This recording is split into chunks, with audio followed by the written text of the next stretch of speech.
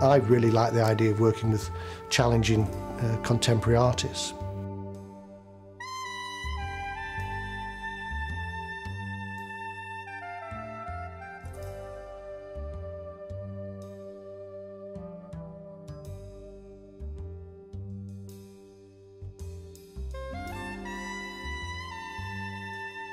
I first came across Albert Irvin's work in the flesh, so to speak, about 4 or 5 years ago. Immediately I could kind of make a connection between the idea of journeys and voyages, particularly sort of metaphorically thinking about art is a journey. It was something that young people particularly could engage with.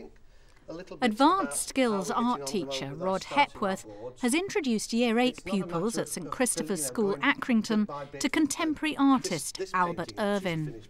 This is the sequence in which he painted it. That was at kind of the end of the first day of painting. That's what he'd got.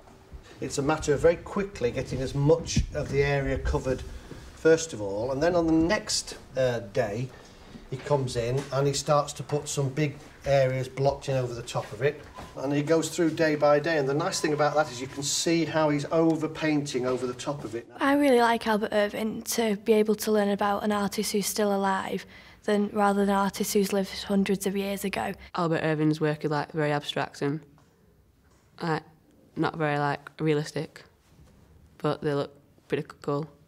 It is very abstract, but I think if you look kind of deeper into it, there's a lot of emotion put into the work. I like how he's used sort of bright colours and how he doesn't need a picture in front of him to influence him, he just remembers it in his head. That's quite something to be able to do that. A recurring theme is the process of art as a journey, and the Key Stage 3 pupils are encouraged to use technology to explore their local environment. The project aims to provide a context for looking at Irvin's work, whilst encouraging unique personal interpretations. That's shown us that, yes, we can do that as well, taking a random picture and changing it into something that it isn't. Can I make a painting about human experience without having to depict appearances? Can I paint the human spirit rather than the noses and the feet? Can I reveal the splendours and agonies of life through space, colour, shape, line, confrontation, rhythm and inflections in the paint? When I showed the work to pupils, everybody was kind of blown away with it, and I said, oh wow. And so when you get that wow factor, you know that there's something there worth investigating. The interesting thing about this project is that thinking about Albert Irvin and his journey across London and how he records it, you know, in his mind as he's travelling. So the idea came to me was they're constantly using their phones or cameras to record little bits of their journeys or videos, and I thought if we could grab bits of that, we could use that in that way on our screens here. So to put it onto a pen drive, put it onto the data projector, blow it up, and then make the selection so you're actually composing it, if you like, on the data projector. And then simply to transfer it very quickly with charcoal, and then for them to take it away and start painting. Just kind of pick out, you know, the basic shapes and the forms and things that are going on. And it's really important that we try and encourage the use of, you know, modern technology. The video cameras, the mobile phones with the camera attachments are really cutting-edge stuff, and I think it'll really make these children quite aware of what they're doing with the cameras, composing it with the pictures rather than just taking snaps. Don't get too much detail. Remember, we're not bothered about the features, you know, noses and feet and stuff, just the general shapes. But I think what's quite nice is get some of that lettering in, some of that yellow lettering, which is quite abstract, isn't it? Yeah. Okay, good. That's fine, great. Tell you what you could do, right? And then what you'll have in your picture, you'll have that movement of that lorry as though it was there, then it's moved across, and then if you also take that up there, so yeah, it's almost like a double take of it, isn't it? I like it how you've even got the chimneys on and yeah. I was quite pleased how I did around the signs to make it stand out, because there was quite a lot of those in the picture, so it was There's quite a lot of people as well, so it was a good to draw around them. A lot of teachers, when I talk to them as going around other schools, say to me, well, I find it very difficult to teach contemporary art because I find it difficult myself to understand and therefore I'm uncomfortable with it. So there's quite clearly a need to develop the work of contemporary art practice. And particularly important to try and get rid of where you put your charcoal guidelines in. Get rid of that, paint that out. It's quite strong. Some of them have got lots of confidence and know what they're doing, but other people just need a little bit of help now in terms of how to use colour and how to mix. And the next layer, because at the moment they're quite flat, aren't they? The next layer is to think about getting some movement into the pieces. Especially if you keep standing back from it and see that quality of vertical colours, almost like stripes going through it. And then you've got these smaller figures, which you can use a smaller brush later on. Yeah, that's what I was thinking. Yeah, some of the big area. Yeah. Good. Okay. I want something that's like sort of contrasting to these. So Right, so it's something that's going to work against this yeah, green. so it stands out a bit. Right. But I'm thinking of a colour. Right. Well, you could get that blue with some white in it and just make it. Yeah, like a whitish. Yeah, and it would still work quite nicely with that. I don't want to kind of install my ideas into what they're doing so that everyone's doing the same version of it. But at the same time, they have had exposure to Albert Irvin stuff, so they've seen the way that he works, big, bold areas, the materials they're using, rollers, big paintbrushes, palette knives. In a way, that kind of determines what the outcome's going to be, because they're not going to paint very small, detailed faces and so on. The picture, I zoomed in like half as much as you can, and I've got the van showing it moving as it's going along, which I think is quite a nice idea. And I'm just going to try and like use a dark colour, then a light colour to make them stand out. Okay. Pupils often at this age get really hung up on things like I can't draw or I can't paint a face, and by getting rid of that problem we've kind of let them become quite creative. Later on, once they've done the underpainting, I shall get a bit more interventionist. I'll perhaps be coming through and saying, wait a minute, how are we going to try and get movement in this piece of work? And have a look at how Albert Irvin does it. So it might be that he simply drags some paint across, or he might drip some or splatter some.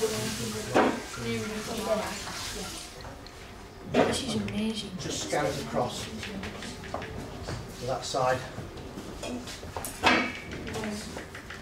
Everybody can be creative in some way or other, particularly with the situation we're within computers and ICT.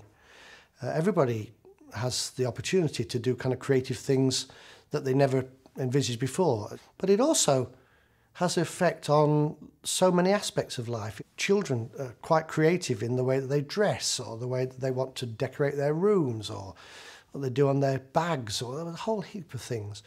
And most subjects taught in school are fairly narrow, fairly prescriptive. You know, you start here and you go down there. Art is very much kind of lateral thinking. And wherever you start out at, it could take you in all sorts of areas. Over here, when you started, it's a little bit stiff, a little bit flat, isn't it? So I think the first thing you need to do is to try and pick up some of that quality into this here. If you look at the main points of the programmes of study, you're talking about knowledge and understanding, and so certainly by looking at the work of a living artist, you get insight into that. And then the practice and skills, which is the making and the doing. If you simply took some yellow paint and you took some red paint, which do you think you would add to which? Which colour, if you were mixing an orange, would you want to mix? Tom? Would you add the lighter colour? No. Would you add the red to the yellow? You add the red to the yellow, yeah. If you add the yellow to the red, you might find you're going to have to take half a pot of it in order to get the lightest sort of orange you want. Whereas if you take a small amount of the red and introduce it to the yellow, you'll find quickly that you're getting an orange. In a project like this, I think it's really important that you leave it quite open. If I'd have said to them, I want the outcome to be a particular thing, they would have then been quite bound to follow that route. Whereas if you'd have said to them, the outcome is going to be a piece of work which does this, they would then have been questioning and saying, am I doing it right? Will it be what you want? If you're not careful, you get everybody turning out the same sort of artwork. I didn't really think it'd look anything like this, but it's given me a lot of ideas as to how to finish it off and to create the image of movement. And actually doing a painting of any sort, any piece of artwork, is a journey. And it starts, like all journeys, at the beginning, where you're a little bit unsure of where you're going to go to. But as you start to make your way through the journey, you start to see the progress you're making, and you kind of see where it's taking you. And I think with the idea of the journey that Irvin talks about is because physically he takes a journey. And what we're doing here is we're kind of reproducing our own little journeys through a space in time, a townscape, a local street with people moving around it. Some people have started to scratch into it to allow a break-up in the surface. Other people are putting it on with a palette knife quite thickly. Some people have just gone quite deliberately and scrubbed it with a paper towel and then gone over it again and are building it up. People's lives are different and all that. Some are vibrant, some are kind of dull. And just people in general as well. It's the contextual bit which a lot of, I think, teachers find difficult, because they've got to see the context in which a certain artist can be related to a practical project in a classroom. That's something that is quite meaningful, because students are aware of their journey through a painting process. I just wanted to go through very quickly and sum up what I think we've achieved from it. The first thing I think, which is really important, is that it's extremely sophisticated. I mean, you really have done very well to get this level of achievement. You know, right in the middle of year 8, it looks as though it's a GCSE group. The second thing is the size of the work that we were able to do was also very useful, because, you know, obviously if you're working on a bit of A3 paper, you can't do anything like the material that you've done here on the large board, so that's a big help. Clearly the material we've been painting with as well, is acrylic, which also helps. You know, look at the colour, really vibrant. So as we look across here, what strikes me more than anything else is that we've got such a huge variation. You know, we've got this almost realistic work here where you can see the figures sort of striding towards you. And we've got this here which is quite abstract. We've got another one over there which is a very abstract piece. We've got some really lovely finished work, well painted, well thought out, and the beauty of it is that it's all originated from your mobile phone technology. I'm really surprised what I could do today. I've never really thought that I'm extremely good at art compared to some people. Well, I'm happy with it because it's very abstract and that's what we're trying to achieve. But if I was going to change anything, I'd probably make it a bit less abstract, because you can't really tell what some of the things are supposed to be. I'm happy with my piece and I don't think I'd change anything. I think it's really good. For me, it's been quite inspirational.